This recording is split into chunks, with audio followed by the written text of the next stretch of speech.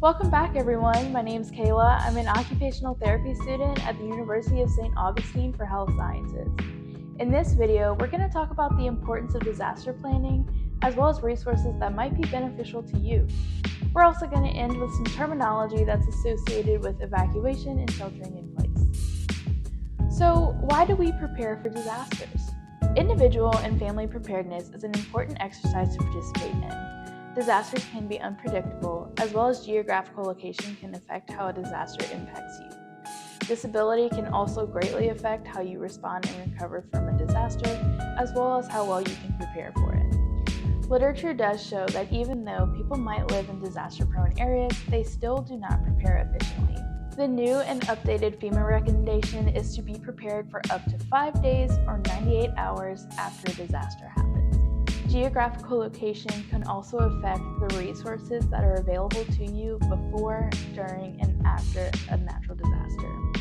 That's why it's important as part of the planning process to be aware of the organizations and resources in your area. So as part of that planning process, we're going to talk about some resources that are in different regions that might be beneficial to you or give you an idea of what type of organization or resources you should look for. An organization that you may or may not be familiar with is the United Spinal Association. They have a ready-to-roll resource page that talks about disaster planning and how they might be able to help you. I also highly recommend being involved in your local United Spinal Association chapter, as they might be able to give you specific resources in your area or also just foster a safe support group in times of need. FEMA and the American Red Cross are two of the biggest national organizations that are involved in disasters. They are going to make important calls with your local and state officials, as well as provide resources and aid after disaster. I also encourage you to look into your local organizations, and I've picked just a few that are in different regions that we can talk about today. Here are just 3 examples of local organizations in different regions that can give you an idea of what to look for, or if you're in the area and don't know about these organizations, you can go ahead and look at those. I'll have them linked in the description box. NOLA Ready serves as New Orleans' emergency preparedness organization. There's also New York City Ready and the California Office of Emergency Services. Those are just 3 examples, and I encourage you to go out and look and see what's available to you locally. Being involved in those local organizations is a huge part of the disaster planning process, as well as response and recovery. On the disaster planning side, these organizations are able to provide information on evacuation, emergency alerts, weather updates, and specific things such as accessible shelters and accessible transportation during an evacuation.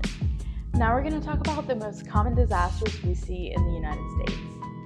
We most commonly see tornadoes, hurricanes, wildfire, earthquakes, and flooding.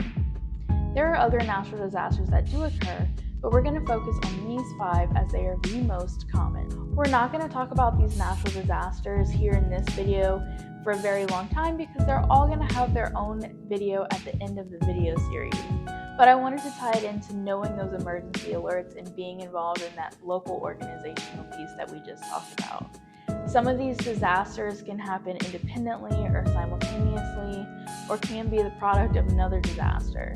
That's why being involved in those local organizations, as well as receiving emergency alert notifications, can be beneficial to you. And as always, it is important to listen to the recommendations provided by your local and state officials before, during, and after a disaster occurs.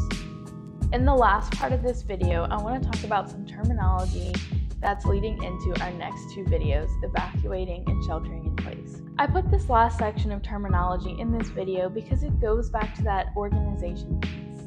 Being weather aware and being involved in those emergency alert systems from your local and state organization goes into evacuation and sheltering in place.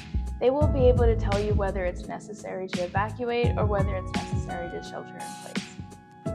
Evacuation means to leave an area of danger. There's some terminology associated with evacuation.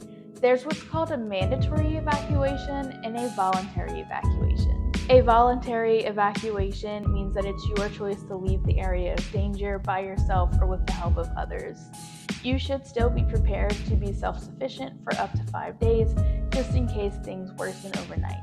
You should also know that emergency personnel may not be available during a disaster. A mandatory evacuation means that local and state government officials recognize how dangerous the natural disaster is.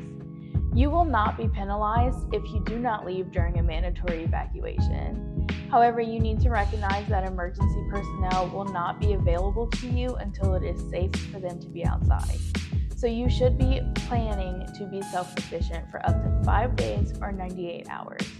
And lastly, sheltering in place just means designating a safe place either in your home, a family's home, or a shelter during a natural disaster until you're able to be outside again. Your local and state government officials will be able to tell you whether you need to evacuate or shelter in place during the natural disaster. We're going to end on those two topics, and it's going to lead into our next video on evacuation. If you have any comments, questions, or concerns, feel free to leave those in the comments section, and I will also have my email linked down below.